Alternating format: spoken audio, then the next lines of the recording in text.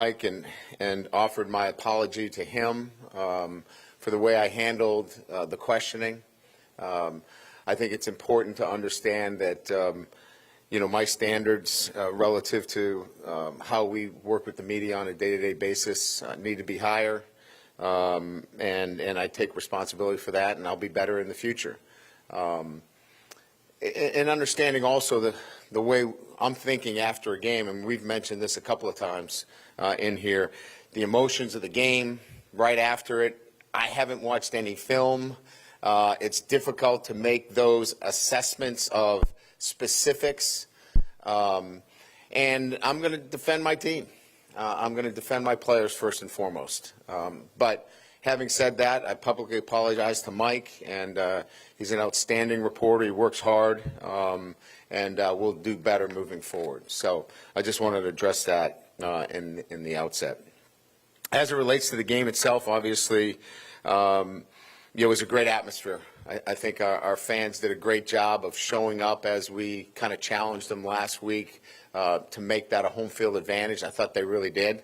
It was not just the wristbands. It was being involved in the game, making it a difficult place to play. And then, in terms of how we played, look, and I think we're all kind of getting a sense of an identity that our football team is forging, and that is, we had 5 turnovers and 5 interceptions. I think it's the first time in the history of LSU football that we've had 5 in a game.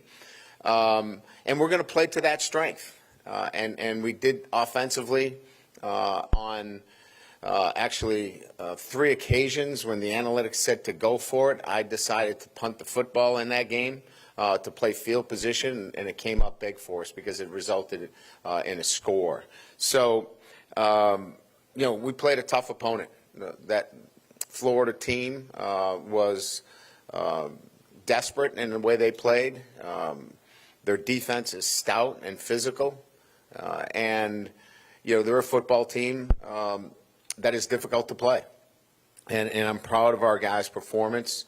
They overcame early on in the game the loss of their leader on defense, and that's a difficult thing emotionally. And our guys hung in there. Our next man in mantra was on display. I'd always wanted to get all the Weeks boys in the game, and I did. I just didn't get them all at the same time. And that's having the the vision to know that depth is going to be counted on. And Devon Keys came in, played a great game in Witt's absence. He went from 42 plays the week before to 88. And so just to be prepared to step in and do the kind of job he did, I thought was outstanding. Obviously, from an SEC standpoint, Deshaun Spears was named the Defensive SEC Player of the Week, deservingly so. He was really good and has been in our nickel coverage. Read the eyes of the quarterback, stole one, brought it back for a touchdown, and had another interception later. So really, really pleased with his performance. The rest really is the flow of the game. Going back to after watching the film and being able to answer the question from an offensive line standpoint and running the football, where we've got to get better is technically. Our guys are playing hard. They are locked in. We've got to be better in terms of technique. This is a big week for us, in terms of developing the technique and the experience that we have, and still being consistent with running the football. And I was happy with that. Our play calling never put us in a situation where we were so far behind the chains that it became a situation where we put the ball in harm's way. We've got to convert some third down situations. So when we look at this from a bigger picture standpoint, third down conversions are really what we need to do a better job with, third and short in particular. So that's the work that we'll see a lot of moving forward because we're going to be in a number of those situations. So that's Florida. We move on to Southeastern. Look, there's a number of guys on this roster that are going to be playing here in Tiger Stadium with an edge. And what's important for us is to prepare this week with a sense of urgency. Based upon my comments here, there's some things that we've got to get better at, and not just on offense. It's offense, defense, and special teams. So this is an important week for us because after this we get into a gauntlet of games with SEC opponents. So get better this week in practice. Have a sense of urgency. So when we perform on Saturday, we're putting out a great performance. And that, to me, is the most important thing relative to our preparation. Coach Selfo, I've known for a long time. He's an outstanding coach. He's certainly well acquainted with the state of Louisiana. And certainly they're coming off a nice victory this past weekend against Mississippi Valley. You know, again, they run a couple of quarterbacks. This is an offense that, you know, we're going to need to be one-dimensional. Again, looking to stop the run. And then from a defensive standpoint, you know, they get some really good players. The Proctor kid is an outstanding player, very twitchy. He's a lot like our guy, Gooden. He is active, tackles for a loss, and you know, Reno, the linebackers all over the field. So they've got good players. They're going to be excited about this opportunity. We have to work on ourselves this week with that sense of urgency and working on the technical part, the tactical part, so we put a great performance together on Saturday. So we'll open it up to questions. Following up on two of the things you just talked about with the offense, how do you get better technically up front, as you said, and when third down, what's the approach to try to fix that at this point right now? Well, our efficiency has been pretty good. I think it's more specific about short yardages. And the short yardages of the year is, as you know, we had a couple of them where we came up right short at the sticks. I think that's just continued to have an emphasis in our week of preparation on short yardage inventory plays, right? Because last year we were going for it on fourth down. That's my whole point. Last year we were taking the analytics and running that as a third and a fourth down play. So if we got to, you know, 4th and 1, we were going, you know. But this year I'm playing it a little bit different based upon the strength of our defense. Last year we needed to score more points. Now, as we move forward, we're going to need to do both, right?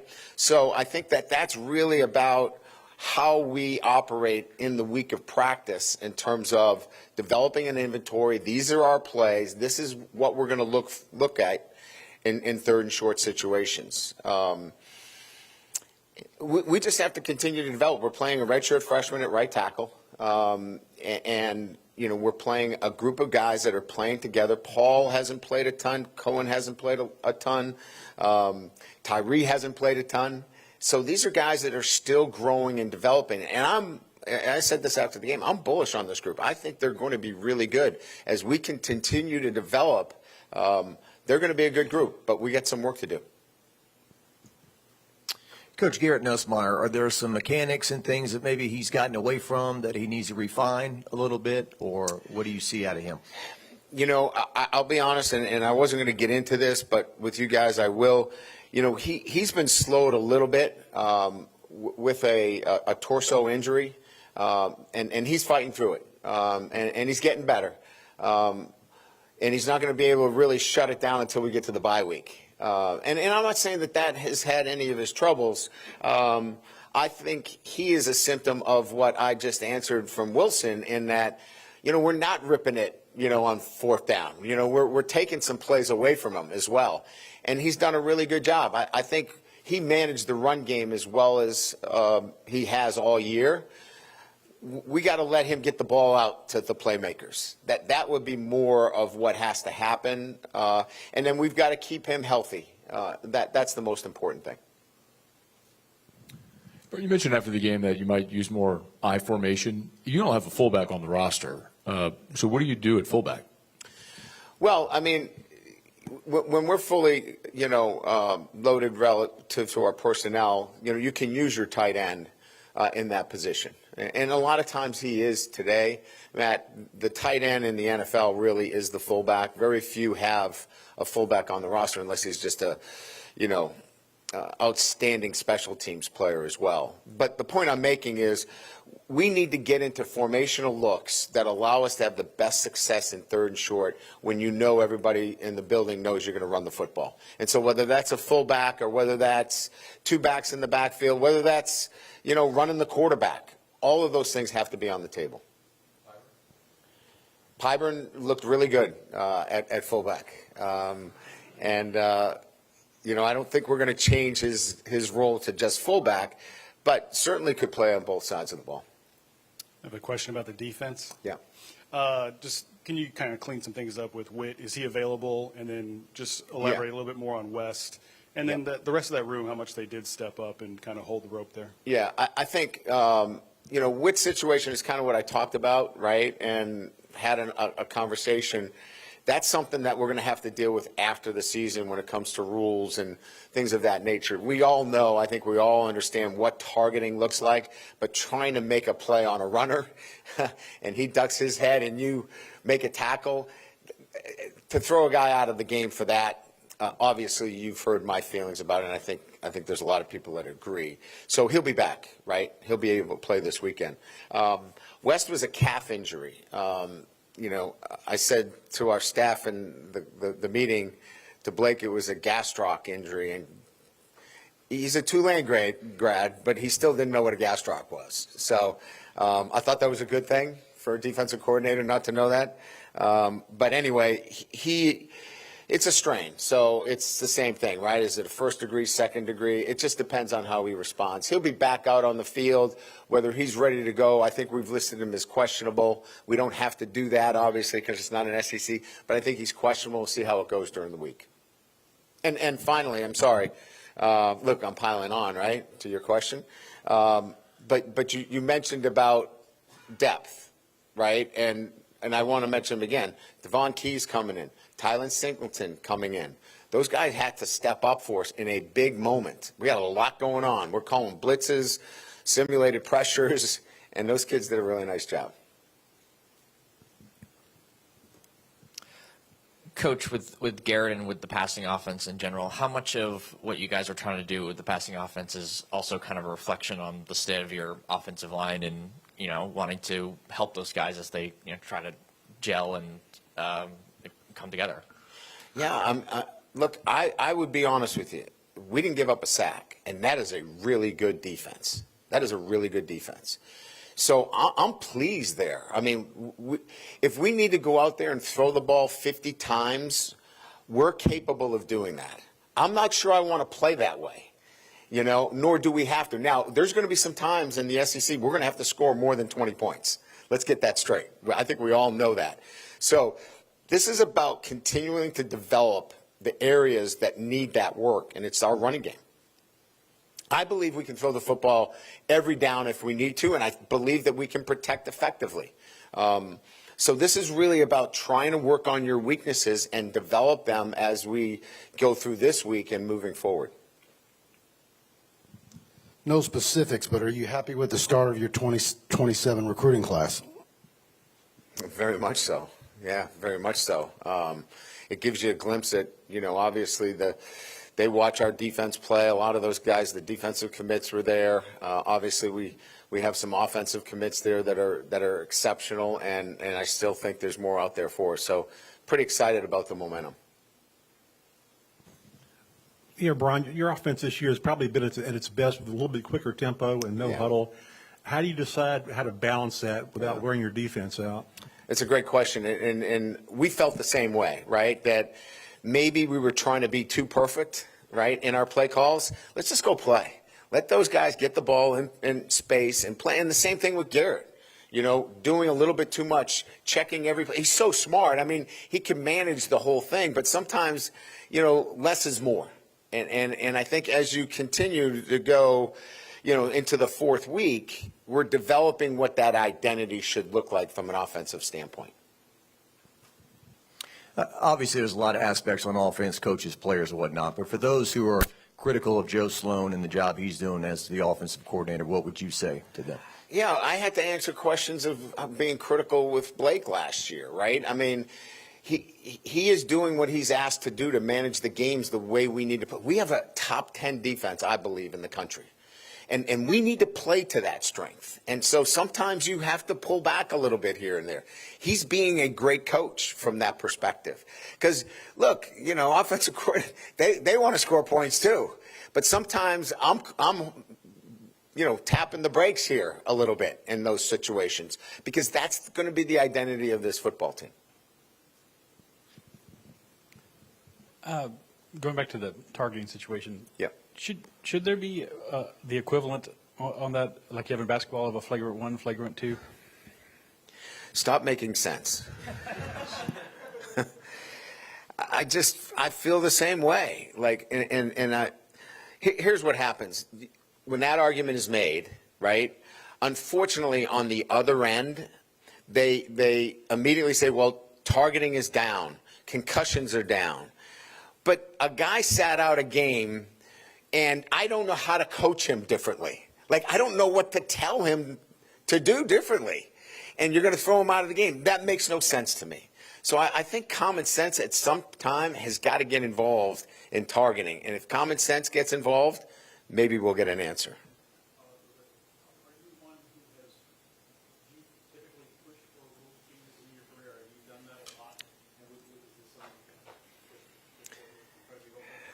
This is a story that I'll talk to you off the record. But I have been very vocal on this issue, and to the point where they know where I stand. And so I think this is really a discussion that's going to have to take place after the season when, I'm going to say it again, like-minded people that have common sense look at it and go, okay, that's not what really targeting is. Coach, the torso situation with Garrett, has that affected the play calling strategically No. at all? Okay. No, come Saturday, he's good to go. We've limited him a little bit during the week because of some tightness that he's had in his torso. It's an upper body injury that you want to be careful with how many reps he's getting throwing the football. So he's overcoming that. But we cut him down substantially. I think he's on the other side of that, but we had to be really careful with him the first few weeks. So it eventually may go away, or? Oh yeah, and I think with the bye week after Ole Miss, we should be in a great place. And Coach, over here, obviously the safety room has become a major strength of the team defensively, and AJ and Tamarcus, the way that they played as well, has been a strength. But a breakout performance from Deshaun, how does that kind of factor in with a breakout performance like that to give him some more playing time? Well, I think for Deshaun, more than anything else, confidence, right? People ask me all the time, well, how do you build confidence in your group? Go make a play. Well, he made a couple. And so I think his confidence will grow, and with that confidence growing, I think we'll continue to see his growth. Because if you've got 3-4 with Jordan Gilbert, who's an experienced player, now you put yourself in a really good position there. I just want to ask, you took one for the team the other night, calling the timeout. How many times has that happened to you in your career? First time in 35 years. I got my butt kicked. I know a lot of people were happy with that. But I'm telling you, it's kind of an awkward situation because I was running down the sideline to call a timeout because, as you know, we ran the ball, and Caden bounced outside, and he didn't get out of bounds, so the clock was running. So I just was running to get to the official, and Weston Davis and one of their linebackers was locked up. I never saw him, and I ended up in the first row. Nobody wanted to pick me up either, which I thought was crazy, but it got me pretty good. I don't want to be flippant and say that I was in the concussion protocol because that's a serious thing, but I probably could have been. You bounced right back up, though, right? Yeah, I think I'm going to stick with that story. I bounced right back up. Sorry, just to follow up again on us. When did that happen? In camp. Yeah, in camp. Okay. And it's a product of a lot of throws. He worked a lot this summer, a lot of throws. This was really about more of a management and shutting him down a little bit during the week. And I think, as I said, I think he's on the other side of it, but we have to be careful with him. Sorry to keep harping on it, but I'm just trying to clarify. Is that something that has affected the downfield passing game in any way in game? No, but we don't, you're not working on it as much in practice. So, when you get your shots, you want to be able to take them, but we're not doing it a lot in practice. We're starting to pick up that pace. We started a little bit last week. We'll continue to pick it up more this week. I don't want to speak for you, but taking it back to Saturday, I think maybe what you were trying to explain to me was maybe managing expectations a little bit. I guess in hearing what you're saying about the offensive approach that you're going with going forward, I'm just curious, how does that play with the team, especially the offense, and super skilled wide receiver room that you have that maybe now they have to maybe adjust their expectations as well? Yeah, I think if you look at the way we've utilized all of those receivers, we're all getting them involved. I think we got to get Chris Hilton involved more, right? In the vertical passing game. But I guess what I was trying to say more than anything else is that from an offensive standpoint, we know what we have as a team. And I'll give you an example, and it's maybe I shouldn't even do this, but I'm going to do it anyway. I walked into the post-game locker room with our coaches. And you can imagine our defensive coaches were pretty happy, right? They were pretty happy. Our offensive coaches were really reserved and maybe expecting that they were going to get the paint peeled off the room. And I said, listen, this is how you win games. You have to manage games. And this one we managed. Last year, the stats were the exact opposite against Florida. And we lost that game. This was about managing a game, and at the end of the day, my job is to win football games for LSU. That's how we had to win the game. And that's what I was referring to more than anything else is, yeah, I know it didn't look the way it wants to be, but trust me, that offense is going to have to score a ton of points at some time during the year, and we're going to have to turn that loose because our defense might just not play as well as they have been playing. We have a great defense, and when we get into games like that, I'm going to make sure that we minimize any of the mistakes that could be made on offense. You kind of just alluded to it, but did last year's result at Florida, in particular their defensive pressure, affect your game plan going in, or is the way the game played out strategically just because of how the game was playing out? I'll give you an example. Going into the game, they played 3 down 4% of the time. In this game, they played it 54% of the time. We have to be able to learn on the run and adapt. And we have some young guys that are playing for the first time that are learning and adapting as they go. Now, that's on coaching too. Like when I go in there and you tell me that 4% of the fronts are over Joel, which is their 3 down look, I'm like, okay, well then that should be reflected in how much they see it during the week, right? We saw it almost 54% of the time. And there were some things that we struggled with the 4 technique. The 4 technique is hard to cut off. The 4 technique is hard to double team up to the next level. That's on us. As coaches, we got to be better in those situations. But our guys are going to be better because they're learning those things and adapting to those things on a day-to-day basis. Specifically with the downfield passing attack, how has it been a little bit more difficult to sort of generate that given just the state of this developing offensive line? No, I really, in answering your question earlier, I'm really pleased with our protection. I think it's a strength. The 2 tackles are really good. Their kick slide, their ability to stay square, those were really good ends. I mean, they're SEC top-tiered players on that defensive side of the ball. That's a rugged group, as good as we're going to see. They're rugged. Clemson was really good, too, and we protected the quarterback well. So it's not really about an issue, Koki, of we don't feel like we can protect them. I think it's more about I think we're trying to be perfect, and we don't have to. Catch it, get it out, let's go. And a little bit more of that, I think, is what we should be about, and then we will be. Good, thank you.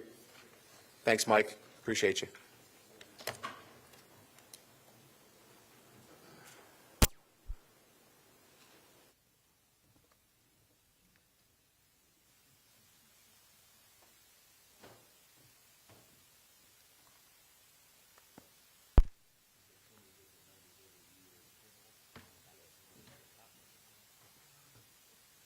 At Pipe and Steel Industrial, safety is more than a priority. It's a core value.